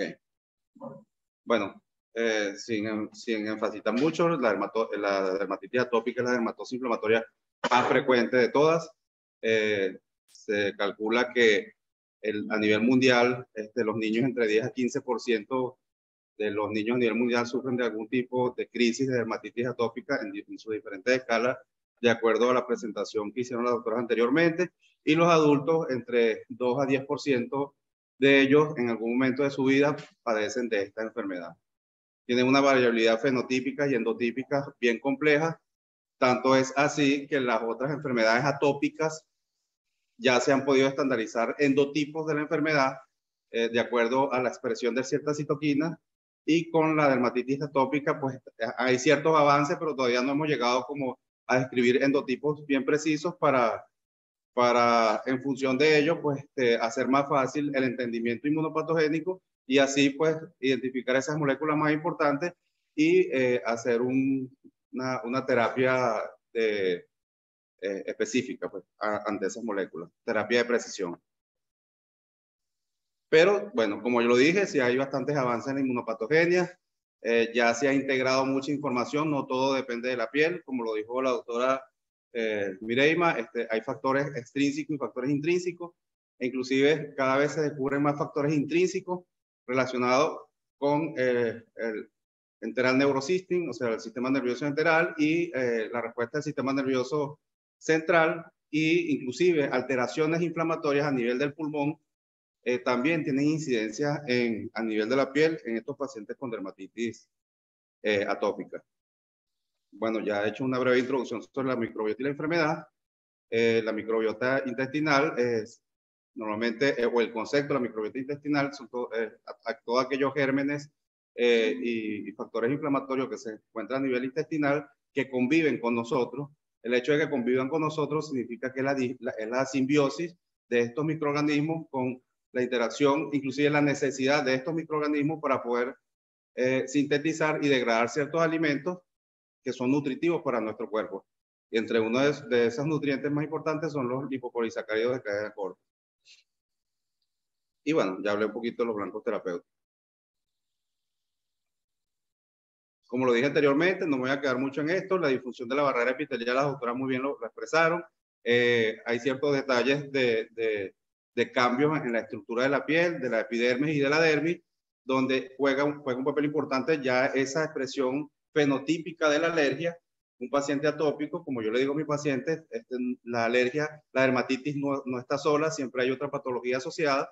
Y siempre en la clínica, cuando evaluamos a estos pacientes, identificamos que es un paciente rinítico, un paciente con conjuntivitis alérgica, hipersensibilidad alimentaria o hipersensibilidad a aditivos, o inclusive con una dermatitis por contacto que exacerba esta dermatitis atópica, como también se dijo con la exposición inclusive a algunos metales, y pues trae estas consecuencias inflamatorias. Y por supuesto el asma bronquial. La expresión endotípica de la dermatitis atópica es principalmente TH2, o sea, el alergeno se expone a la piel. En Venezuela, por ser un país tropical húmedo, donde es un país rico de ácaros del polvo, de diferentes tipos de ácaros, el ácaro representa más del 85% de los alergenos que generan hipersensibilidad de cualquier tipo en Venezuela.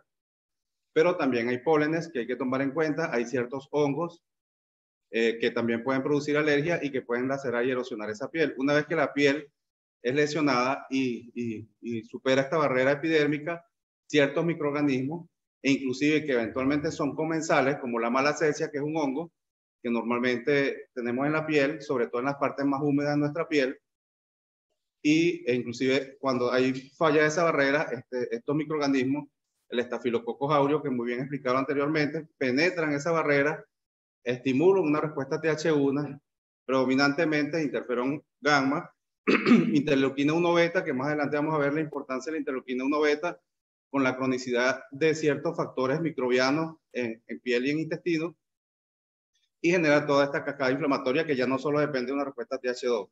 Hay otro factor importante que ocurre en la piel y también ocurre a nivel de las vías respiratorias superiores, que hay mucha dependencia, y voy a pasar para esta imagen, hay mucha dependencia de la respuesta inmune innata, ¿ok? Yo la puse aquí. Gracias. De la respuesta inmune innata. En piel y a nivel de las vías respiratorias superiores se ha descubierto mucho compromiso, mucha responsabilidad de la respuesta inmune innata relacionada con la expresión de la inmunopatogenia de esta enfermedad. Entonces, estas células linfoides innatas son activadas cuando precisamente estos microorganismos logran penetrar y son presentados a las células de Langerhans que se encuentran en la dermis de la piel, y estas células pues generan una respuesta de actividad de presentación de antígenos a nivel local que exacerba la respuesta TH2, pero activa también la respuesta TH1, que posteriormente, como lo explicaron anteriormente, bueno, aquí se ve la penetración del alergeno, la activación de la respuesta TH2, predominantemente con la producción de interleuquina 4, 13, 5 y 31. Recordemos que la interleuquina 5 es una de las principales responsables de la activación de estos polimorfonucleares, principalmente los eosinófilos, los cuales se incorporan en la fase crónica al cuadro inflamatorio y exacerban más o promueven más el remodelado también epitelial, complicando un poquito la evolución de la enfermedad. Posteriormente, las células presentadoras de antígenos o las células dendríticas también hacen su presentación antigénica, y posteriormente llega la diferenciación endotípica, como también lo explicaron anteriormente, a una respuesta TH1 crónico, TH17 y TH22. ¿Qué tienen estas tres respuestas? Aunque una es tipo 1 y la otra tipo 17 y tipo 22 en común, que ellos, aparte de producir una hiperinflamación a nivel de los queratinocitos, tienen la capacidad de producir interleuquinas que tienen íntima relación con la respuesta del sistema nervioso periférico. Como lo explicaba muy bien la doctora anteriormente, la interleuquina 31, la interleuquina 4, la interleuquina 13, entre otros factores inflamatorios locales, tienen la capacidad de estimular esa respuesta aferente del sistema nervioso periférico y promover una respuesta en un paciente con, recuerden, con una lesión epitelial, una respuesta eferente de prurito que genera picazón, rascado, y eso se convierte en un bucle. Entonces se rasca, se lesiona más, penetra más los microorganismos, viene la respuesta inflamatoria, pero estos tres tipos celulares endotípicos no son los únicos responsables de esa actividad neurogénica. También se ha descrito que la activación posterior del linfocito TH2 a los linfocitos B y esa expansión policlonal de anticuerpos, que ojo, no está ocurriendo solo aquí en la piel, está ocurriendo también a nivel sistémico. Los ganglios cercanos también están produciendo esa expansión policlonal de linfocitos. También la ventaja de las células dendríticas, que una vez que ya son sensibilizadas, ellos van al ganglio y presentan ese alergeno a nivel del ganglio linfático, donde hay una actividad clonal mucho más eficiente y aumentan los niveles de estos linfocitos B, generando un círculo vicioso de inflamación. ¿Ok?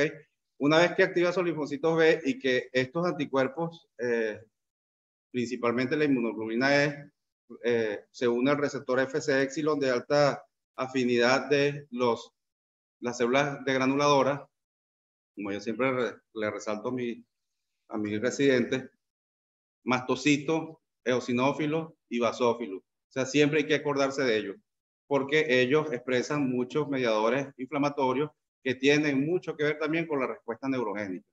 ¿Ok? Ellos activan mucho la respuesta inmunológica y la expresión de neurotransmisores como la sustancia P, serotonina, prostaglandina, las cuales exacerban esa respuesta inflamatoria local y también llevan esa información al sistema nervioso central, que hay más picazón, bueno, triptasa, histamina, leucotrienos, entre otros, que más picazón, más rascado y más bucle. ¿Ok? No me voy a quedar mucho aquí, la doctora inclusive explicó esta lámina muy perfectamente, parte de lo que he dicho, la lesión del rascado, la penetración del microorganismo en presencia de alteración o no de la filagrina de acuerdo a factores genéticos. Aquí lo que describe es la activación clonal de lo que le decía del ganglio linfático con la producción de linfocitos ya sensibilizados que migran al sitio de la lesión.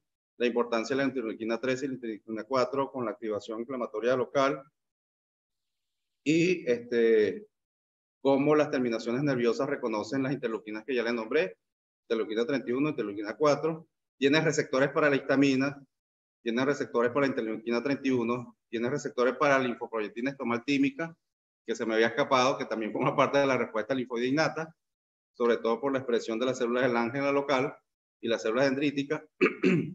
Y todas estas moléculas o citocinas proinflamatorias cronifican la enfermedad.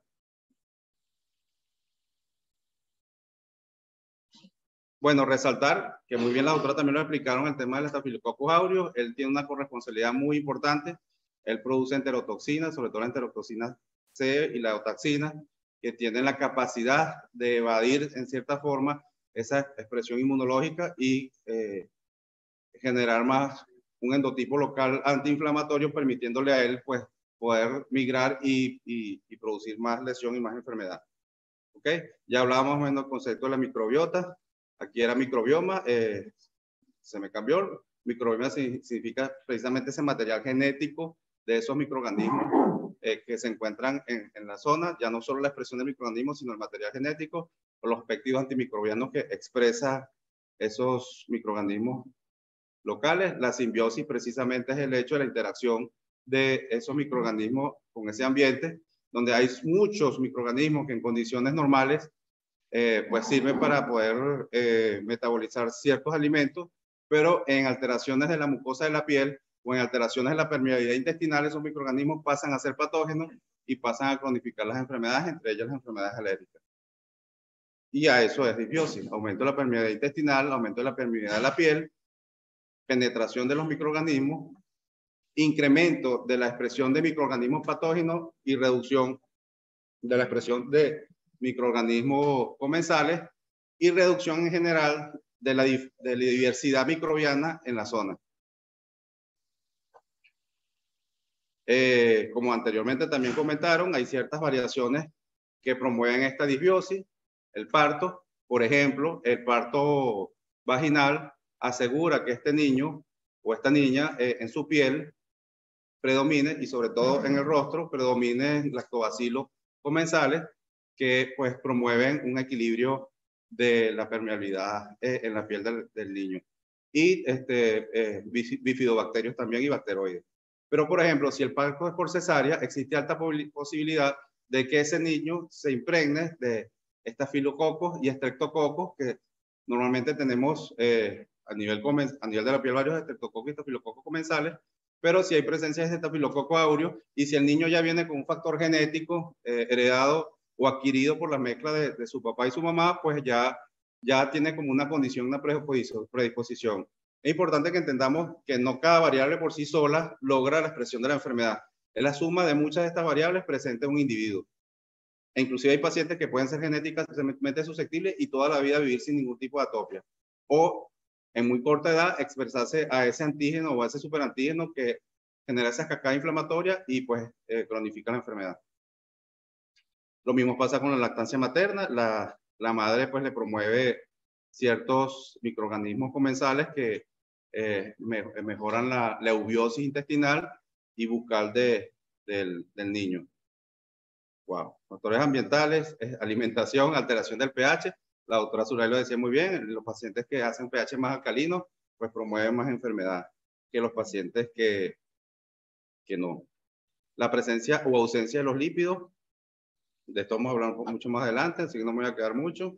Y los microorganismos más comunes en piel son los actinobacterios, firmicutes, proteobacterios y bacteroides. Actinobacterios normalmente superan entre el 40 al 50% de los microorganismos. Los firmicutes siempre son los segundos, entre un 25 a 30% de la flora de la piel, y el restante es para proteobacterios y bacteroides. En los pacientes con dermatitis atópica esto cambia completamente.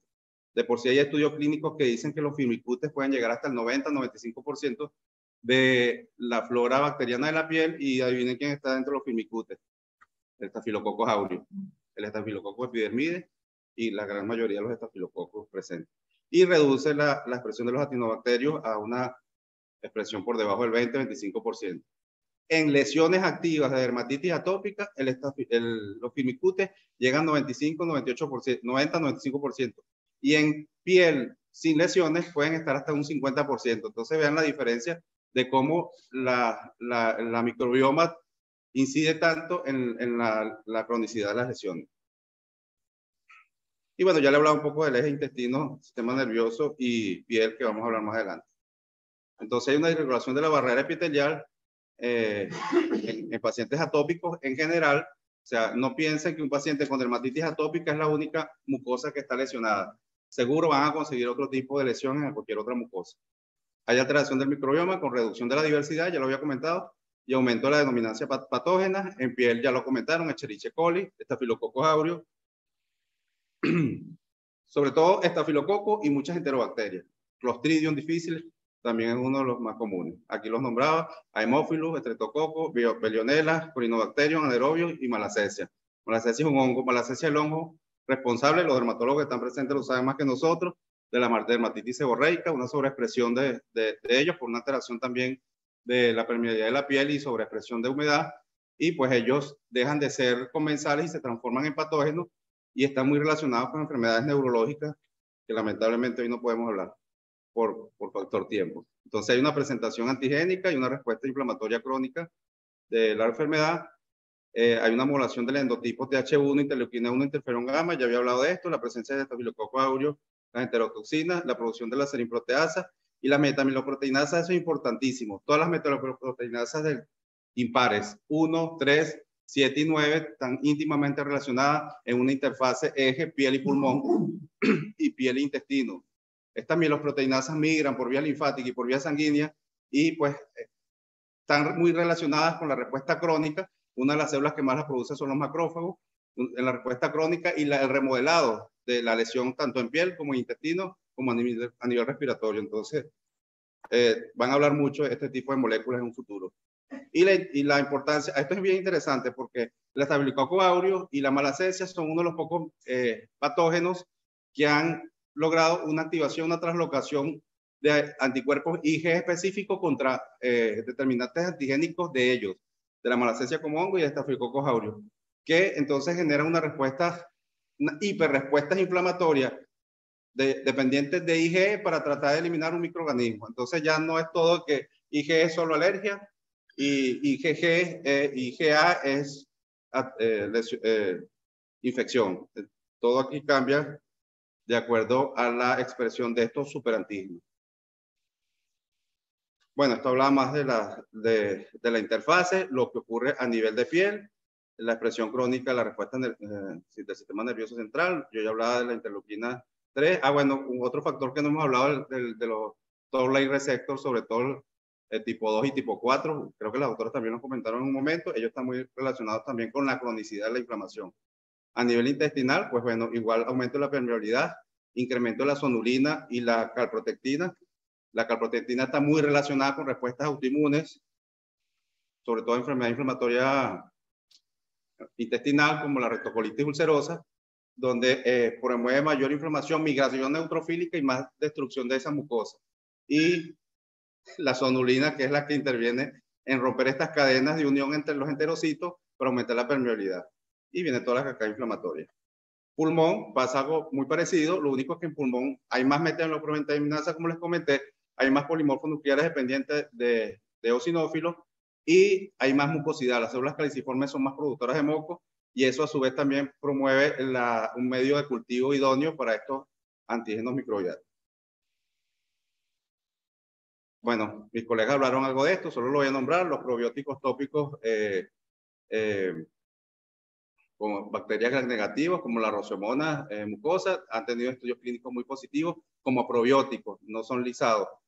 Pero a nivel de la FDA todavía no han aprobado el uso de probióticos tópicos por falta de más estudios. El score de dermatitis atópica ha demostrado reducción del prurito y la Vitrioscilla filiciformis sí está en uno de los productos como cosméticos a nivel tópico, donde ha demostrado aumento de la interleuquina 10 y aumento de las células T reguladoras, pero es un lisado que ha tenido muy buenos resultados en Europa. El Staphylococcus epidermidis produce serinproteasas que destruye ese microambiente del Staphylococcus aureus, entonces vean cómo entre ellos mismos pelean para modificar la respuesta en el microambiente.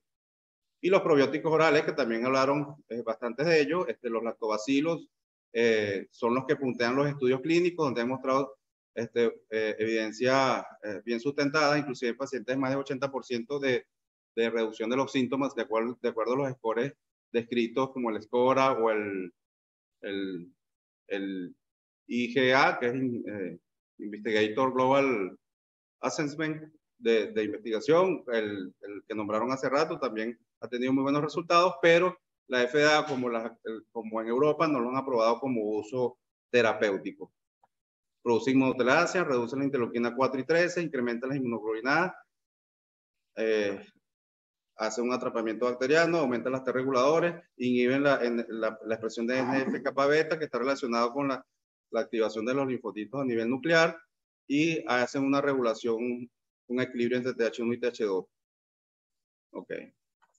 Entonces, fíjense, los ácidos grasos de cadena corta aumentan los niveles de propionato y butirato. Esto es otro seminario completamente. Esto es otra presentación, el Enteroneurosystem.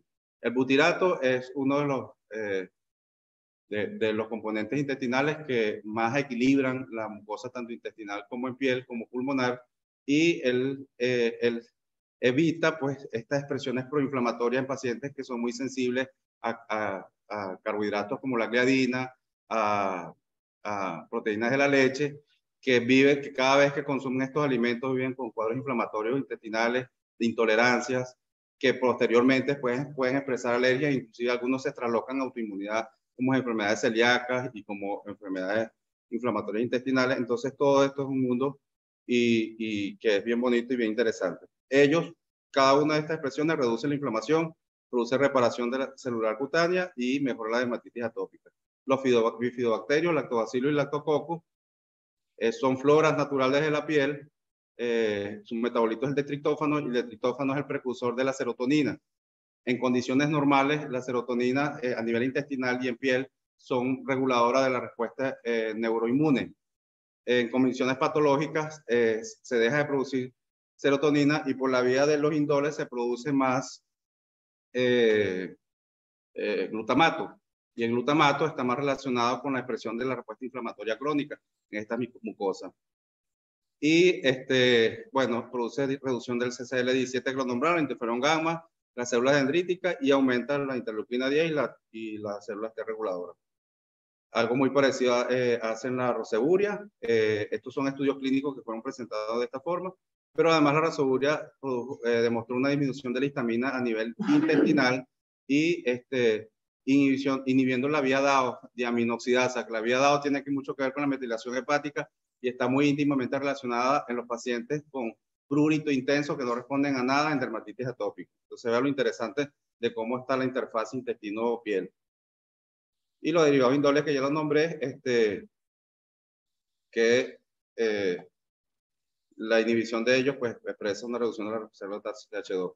Aquí varios estudios clínicos que no me voy a quedar porque además no me queda casi tiempo, como lo expresó la doctora, inclusive algunos probióticos están aprobados en las madres, precisamente evitar lo que le comenté de la puerta de salida y la lactancia materna con estos microorganismos y no generar patogenicidad. Y ahora vamos a hablar de los biológicos, lo que pasa es que me quitó el título. Vamos a hablar un poquito de terapia biológica. Hay muchos estudios clínicos, pasan de 200 estudios clínicos de diferentes moléculas biológicas. Todo ese árbol de inmunopatogenia de moléculas, desde el queratinocito, la linfoproteína estomaltímica, hasta la expresión crónica de polimorfos nucleares. Cada molécula esa, les aseguro que hay un estudio clínico evaluando si se bloquea, cambia la evolución de la enfermedad. Pero hay solo 3 biológicos aprobados por la FDA y por la Sociedad Europea. Uno es el dupilumab, que es un bloqueador del receptor de la interleuquina 4 e interleuquina 13, porque ellos comparten el receptor alfa. El tralokinumab, que es el bloquea tanto el receptor 4 como el 13 alfa 1 y 2. Entonces es bien interesante porque tú puedes comparar la respuesta entre el paciente. El dupilumab tiene muchos mejores resultados clínicos. Es el biológico que mejora resultados clínicos y más estudiado hasta ahorita, no solo en dermatitis atópica, sino en rinosinusitis crónica con pólipos nasales, en asma bronquial, en la rinitis alérgica por sí solo, y es uno de los que siempre apunté a la terapia biológica porque son los que muestran mejores resultados en estudios clínicos en comparación, en los scores en comparación con el grupo control, a pesar de que en el caso de la dermatitis atópica los grupos controles por ética, además de los biológicos, usan la terapia tópica, los esteroides, los emolientes. Entonces, a pesar de ello, la diferencia es abismal. Hay estudios clínicos que dan hasta un 80% en comparación con 15-20% del grupo control, y hay otros que son más cerrados. No así con los demás biológicos que están aquí expuestos. No hay mucha diferencia entre uno y otro y se lo adjudican el uso de los esteroides tópicos. Ajá, ya lo dije, el tralokinumab es el otro aprobado. Están los antagonistas de la respuesta celular TH17, recuerdan la inmunopatogenia TH17. El secukinumab es uno de ellos, este es otro. Sin embargo, los estudios clínicos están en fase 3, fase 2 y todavía no hay resultados fidedignos. Yo quería hablar un poquito de este bloqueador de la vía interleuquina 31, que es el nemolizumab, que si bien en los estudios clínicos no dan mayor diferencia con el grupo control para mejorar la dermatitis atópica, pero sí para mejorar el prurito. Porque recuerdan que la interleuquina 31 es las interleuquinas que las terminaciones nerviosas tienen receptores para ello. Bueno, parece que la interleuquina 31 es una de las más que expresa esa unión piel-cerebro y la expresión de prurito local intenso. Y el omalizumab nunca ha dado resultados positivos. Aquí es un dibujo solo para decir algunos de los blancos de las terapias biológicas que están descritos para dermatitis atópica. Vamos a seguir adelante. Y están también los inhibidores de la vía de señalización, ya está. El único aprobado es el baricitinib. Tiene muy buenos resultados también. Es vía oral, 4 miligramos diarios. En 16 semanas ha dado resultados muy buenos. Y pues ya fue aprobado por la FDA y por las sociedades europeas. Todos estos están en estudio clínico, no dan muy buenos resultados hasta ahorita. Los antagonistas de la fosfodiesterasa, no voy a hablar porque la doctora que me presidió habló bastante bien de ellos. Los antagonistas de los receptores de histamina y los receptores de neuroquinina. Estas son sus moléculas, la expresión de ellos. Hay muchos otros que están en estudios clínicos, como les dije. Fíjense que hasta las vías intracelulares, que eso es bien interesante, hay nuevos estudios clínicos para toda la cascada de las JAK y las XTAC, que igual que el baricitinib, casi todos se expresan con la JAK1, pero el baricitinib ha mostrado resultados de bloqueo de la activación también de JAK2, JAK3 y tirosinquinasa, que es la cuarta JAK que tenemos. Y para despedirme, no me voy a despedir sin invitarlos al Congreso de Inmunología, Asma, Alergia e Inmunología, que va a ser en octubre, del 6 al 9 de octubre en Margarita, en Lidotel Margarita. Va a estar muy bueno, como siempre lo digo, Lidotel tiró la casa por la ventana. Está bastante económico y va a estar bien florido de información y de distracción. Y salimos del Congreso y nos vamos para Turquía. Sobre todo que ya tenemos una aerolínea directa para allá y nos llega a $1000 la ida y vuelta. Entonces, en Estambul es el Congreso Mundial de la UAO del 13 al 15 de octubre y va a estar muy bueno también. Entonces, vamos a pensarlo. Muchas gracias. Bien.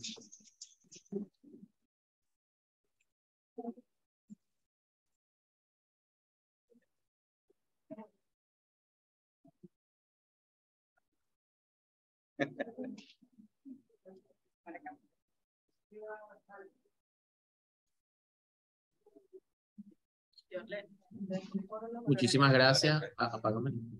Muchísimas gracias al doctor Tarazona por su conferencia. Seguidamente vamos a tener el honor de presentar, tengo el honor de presentar al doctor Francisco González. El doctor Francisco es dermatólogo pediátrico, profesor jubilado de la Universidad Central de Venezuela. Ha tenido más de 400 participaciones en congresos nacionales y más de 350 participaciones en congresos internacionales. Ha sido tutor de 12 tesis de grado, coautor de más de 10 libros en la especialidad de dermatología, autor de 5 libros en dermatología, más de 100 publicaciones nacionales e internacionales, y también es miembro honorario de múltiples asociaciones nacionales e internacionales en la especialidad dermatológica. El doctor nos va a hablar sobre los diferentes, el uso de biológicos en la práctica clínica. Entonces nos va a hablar de sus casos que ha tenido.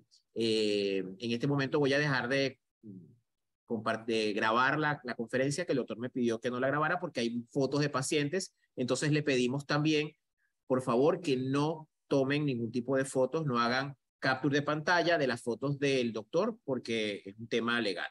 Muchísimas gracias. Bienvenido, doctor González.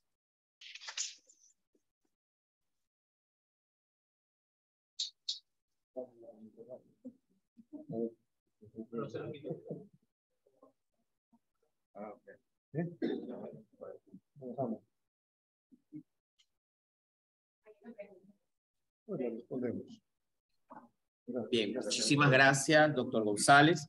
De verdad que un enorme placer tenerlo con nosotros, tener todo ese conocimiento y por supuesto también un enorme placer tenerlo aquí con nosotros en la sociedad. Y bueno, vamos a responder entonces unas preguntas. Por aquí nos preguntan, a ver, doctor González, ¿podría explicar cómo se escala el tratamiento de acuerdo a la severidad? Sí, eso lo consiguen en Internet. Hay 4 formas de evaluarlo de los pacientes severos. Una es el SCORAT, que es la que yo utilizo porque la utilicé desde la que comenté. Otra es el EASI, EASI. Otra es el IGA, el IGA. Y otra es la superficie basal, BSA, la superficie corporal afectada.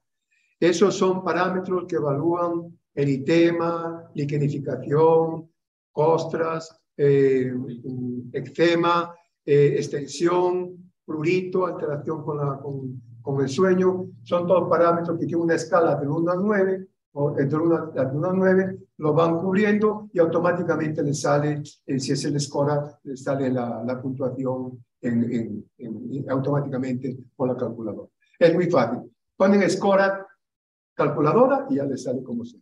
Es súper sencillo. Sí, pero el tratamiento en base al Scorat. No, yo creo que, bueno, si el Scorat es muy alto, evidentemente la severidad es mayor. Yo siempre comienzo con tratamiento tópico, siempre. Y manejo con frecuencia tratamiento con antibióticos en la fase inflamatoria aguda, por todo lo que se señaló anteriormente. Medicamentos que controlen estafilococo aureus. Amén del control de los factores exacerbantes que bien dijeron previamente. En Venezuela, el factor exacerbante más importante es el sudor y el calor, con mucha diferencia con respecto a los demás. El niño que suda, atópico siempre. Entonces, siempre comentamos con esto y pueden pasar dos cosas, que se mejore o no. Si se mejora, seguimos el camino de las formas leves. Si no se mejora, tenemos que empezar a ver qué podemos hacer. Y eso va a depender de la experiencia personal y de lo que disponga el paciente para económicamente o en el país donde estás de tener la posibilidad de hacerlo. Yo suelo comenzar en las fases agudas con vendajes húmedos, con esteroides tópicos diluidos. Procuro utilizar de mediana potencia, como la mometasona, por ejemplo, diluido 1 en 10. 25 gramos de furato mometasona diluido en 250 de unibase. Y el tiempo de aplicación, eso tiene todo un esquema de aplicación, que la doctora lo explicó parcialmente, de la aplicación de los vendajes húmedos. Eso se puede hacer si no tienen vendajes húmedos, no tienen los estoquinetes que yo me traigo, le ponen un pijama de algodón y se acabó. Es lo mismo. Y eso se va a secar. Entonces, cada vez que se seque, lo moja. Con que se quede 1 o 2 horas es suficiente, porque más tiempo no es fácilmente tolerable. Y después se puede poner una manta o una frazada para que... Y eso puede pasar dos cosas, que mejore, se va a mejorar siempre. Con vendajes húmedos siempre mejor. ¿Que puede recaer inmediatamente o no? Pues si recae, tenemos que volver a pensar en otras alternativas. Con algún tiempo enviamos a nuestro paciente a utilizar fototerapia. Yo no tengo una gran respuesta con la fototerapia, pero en Inglaterra sí.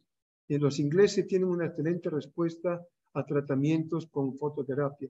Y en el Hospital Vargas se utilizaron en algún momento luz ultravioleta B. Veo que la doctora está utilizando la VA1, que es la que hay que utilizar en formas agudas, no la VB. No funciona VB en formas de... Pero si no, tome sol, vaya a la playa y también se va a mejorar de alguna manera. Y si no funciona, pues a buscarte la vida con lo que haya. O te buscas ciclosporina, o te buscas gamma-globulina endovenosa, o te buscas azeatropina, o te buscas menos eficazmente metrotexato, o tacrolimus por vía oral, que tienen sus bemoles, y no sé si en la experiencia de ustedes, alguno tiene experiencia con ciclosporina. Yo tengo cientos de pacientes con ciclosporina. Me da la impresión de que la eficacia en los últimos años no es la misma que cuando yo lo comencé. Yo comencé con ciclosporina en 1991, que fue la primera publicación en niños en el mundo, que no fue aceptada por el New England Journal, la publicación, muy probablemente porque yo no supe escribirla bien. Pero a partir de ahí tuve mucha experiencia y yo tenía mejor respuesta antes que ahora. Mis pacientes con ciclosporina no tienen la respuesta tan aguda y tan rápida como tú. Entonces, bueno, afortunadamente algunos pacientes pueden disponer. Tengo que agradecerle al laboratorio que trae el medicamento la gentileza y el bien hacer para poder disponer de ese medicamento en Venezuela. Lo están trayendo con gran esfuerzo, gracias a la labor de Luis Sarmiento y Cándido, que está aquí en Caracas, que han hecho el esfuerzo para ponerlo a un precio razonable. Razonable es mucho, pero creo que es la mitad, 1.900, creo que cuesta 1.700. Bueno, es muy caro, pero no son 4.500 como compraron mis pacientes. Ojalá pues se puedan tener ustedes la experiencia y si en algo yo puedo colaborar pues con ellos.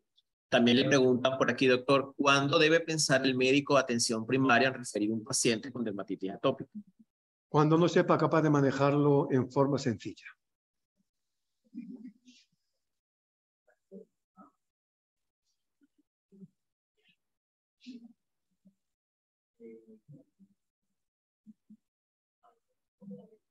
Yo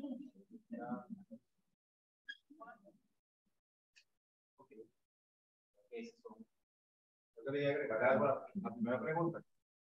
Ya va, Sí. espérate, pero un momentico, ponte el micrófono. Sí, además de los scores que se usan para determinar si se usa la terapia biológica o no, es precisamente agotar las posibilidades de los otros desencadenantes.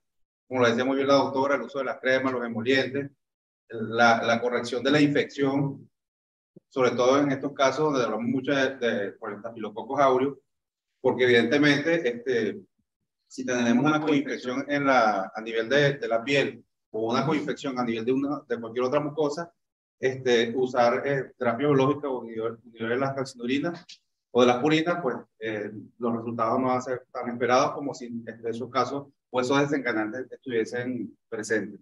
Entonces, agotando el uso de las cremas, de los esteroides, la corrección de los factores desencadenantes demostrables en el paciente, y si a pesar de ello un score más de 70-80 de estos EASI o el SCORAR, pues la indicación está dada para el uso de la terapia biológica. O sea, para aclarar que no es que vamos a salir indicándole a todo el mundo terapia biológica, sino que hay criterios para poder iniciar la terapia biológica muy efectivo, y como le decía el doctor, gracias a que ya estén aquí, porque va a ser una herramienta terapéutica de buenos resultados. Muchísimas gracias, doctor Tarazona. Bien, entonces con esto pues damos concluido con nuestra actividad. De verdad que muchísimas gracias por estar allí presentes, muchísimas gracias por unirse todos los que están tanto online como a nivel presencial. Entonces, bueno, lo vamos a dejar entonces ya con el cierre final, con unos mensajes de nuestros patrocinantes, y los invitamos entonces para nuestras próximas actividades, pendientes de nuestras redes sociales y por supuesto pendientes de nuestro Congreso Nacional, que va a ser 6, 7 y 8 de octubre. Les recordamos que la semana que viene vamos a tener un taller similar a este, pero que se va a desarrollar con unos temas ligeramente diferentes en la ciudad de Maracaibo. Esta semana estaremos anunciando también para que puedan unirse a través de las redes sociales, a través del Zoom, con el taller ABC, pero dermatitis atópica, en este caso es edición Maracaibo. Muchísimas gracias y buenas tardes para todos.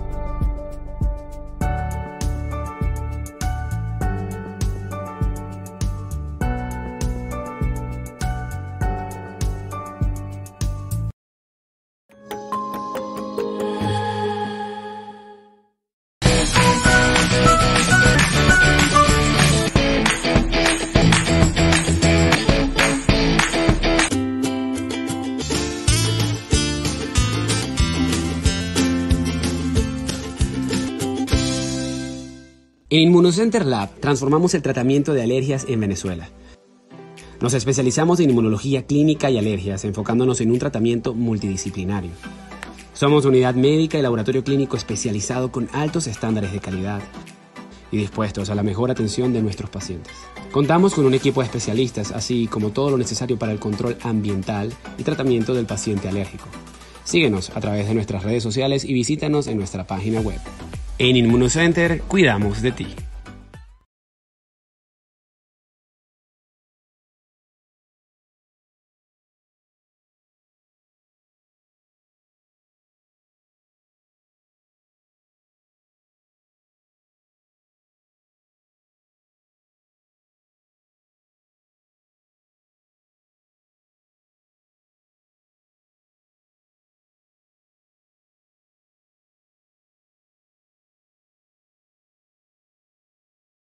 Hey, it's me, your skin. Some cleansers get us clean, but take my moisture. CeraVe cleansers help me maintain my moisture balance with hyaluronic acid plus 3 essential ceramides to help restore my natural barrier. So we're CeraVe Clean.